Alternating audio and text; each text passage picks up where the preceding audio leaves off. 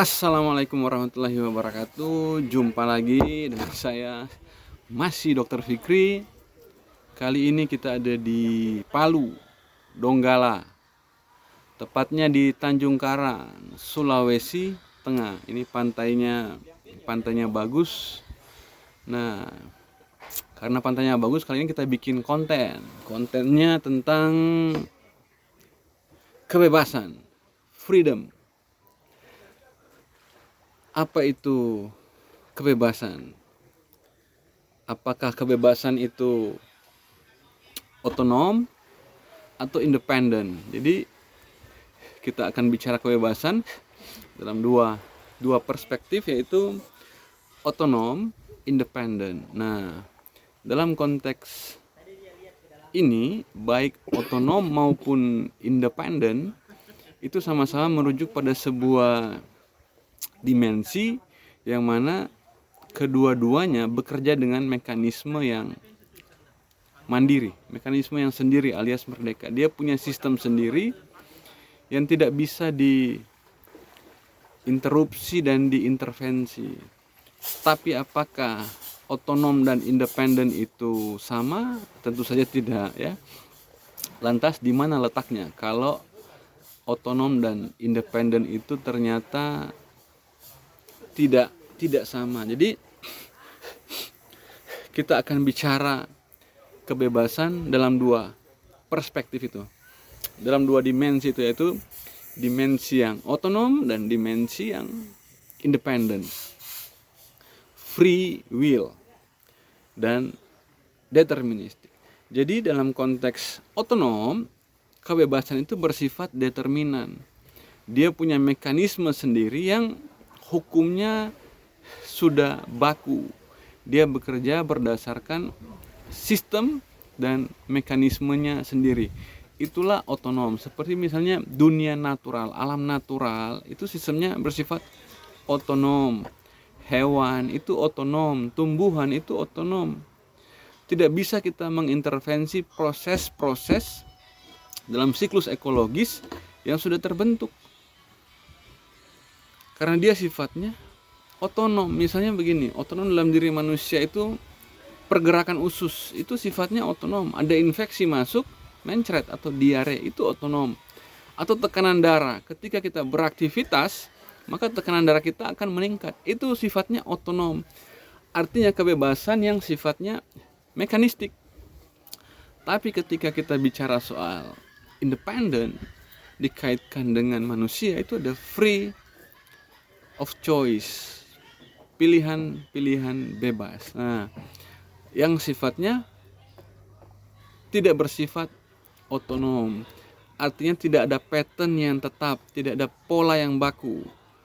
Itu independen. Dari kedua-duanya sifatnya bebas. Jadi otonom itu sistemnya bebas. Tidak bebas dalam artian tidak bisa diintervensi oleh kekuatan di luar sistem itu. Akan tetapi dalam konteks otonom itu dia diatur berdasarkan sistem yang ketat, sistem yang tetap. Bukan ketat, tapi sistem yang tetap.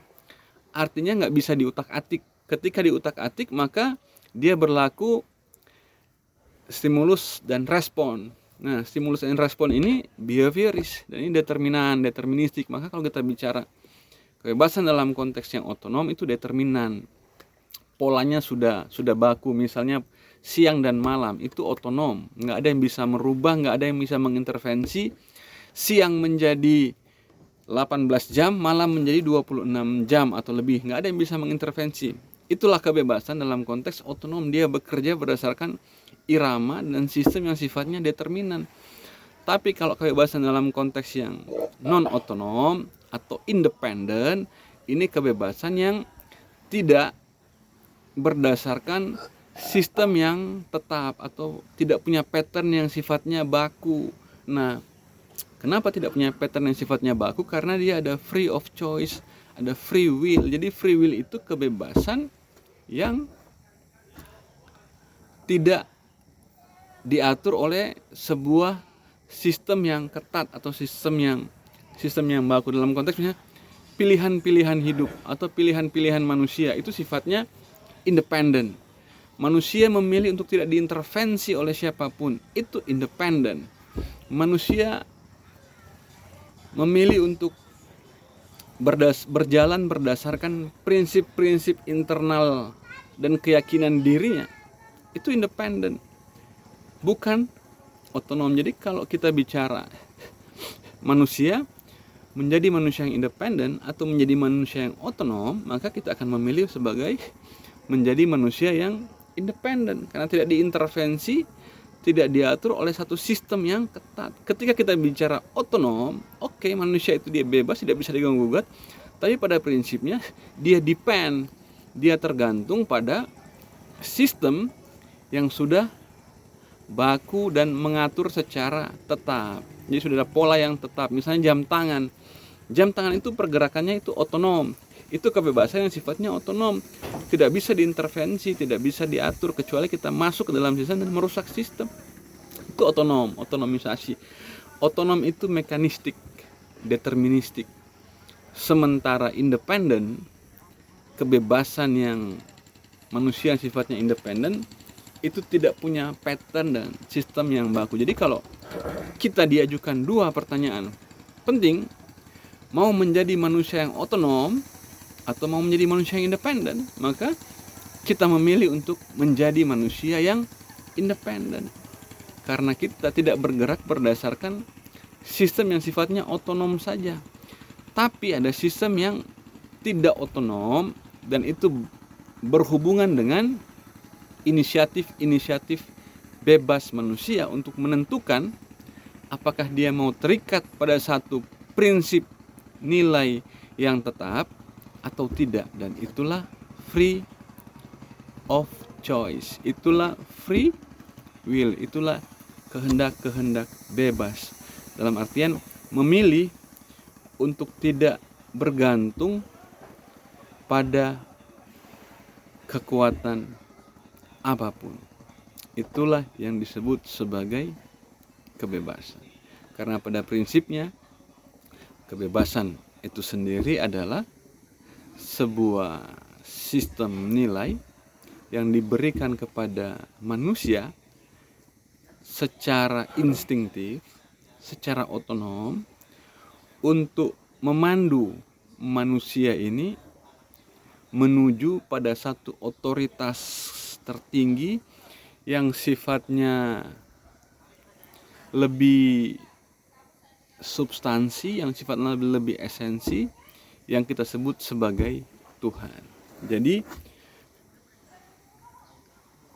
kebebasan yang sifatnya otonom dalam konteks mekanistik yang secara struktur terdapat dalam tubuh manusia itu pada prinsipnya adalah sebuah sistem yang akan memandu manusia untuk menuju kepada kekuatan-kekuatan yang sifatnya ilahiyah.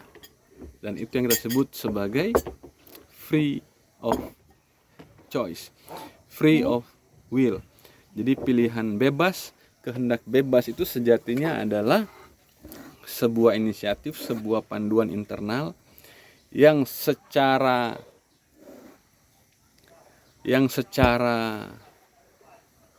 biologis itu memandu manusia untuk melepaskan diri pada ikatan-ikatan yang sifatnya temporer, yang sifatnya partikuler, menuju pada satu kekuatan yang sifatnya otoritatif, yang sifatnya permanen dan sifatnya universal. Oke. Terima kasih. Semoga bermanfaat. Jadi sekali lagi kalau kita ditanya mau menjadi manusia yang otonom atau yang independen, maka manusia memiliki kedua instrumen kebebasan ini. Bedanya, otonom itu instrumen kebebasan yang diatur berdasarkan sistem yang determinan, seperti mesin, tidak bisa kita intervensi, karena pada saat itu kebebasan itu adalah bebas dari variabel-variabel yang bisa menginterupsi dan mengintervensi. Nah, mekanisme yang sifatnya otonom ini sebuah sistem yang sifatnya determinan dan mekanistik yang tidak bisa diintervensi atau diinterupsi oleh sistem yang dari luar. Makanya meskipun otonom kita sebut itu sebagai sebuah kebebasan. Sementara kebebasan yang sifatnya independen itu ada dimensi yang kita kenal sebagai free of choice atau free will. Nah, free will ini adalah kita memutus pilihan untuk memutus segala macam ikatan belenggu yang sifatnya partikuler dan temporer yang akan mengantarkan kita pada sebuah ikatan yang lebih kuat yang sifatnya permanen dan universal yang kita sebut sebagai Tuhan, atau dalam tradisi klasik disebut sebagai kekuatan-kekuatan yang sifatnya ilahiyah. Jadi terima kasih, semoga bermanfaat. Saya Dr. Fikri pamit dari Donggala. Assalamualaikum warahmatullahi wabarakatuh. Salam.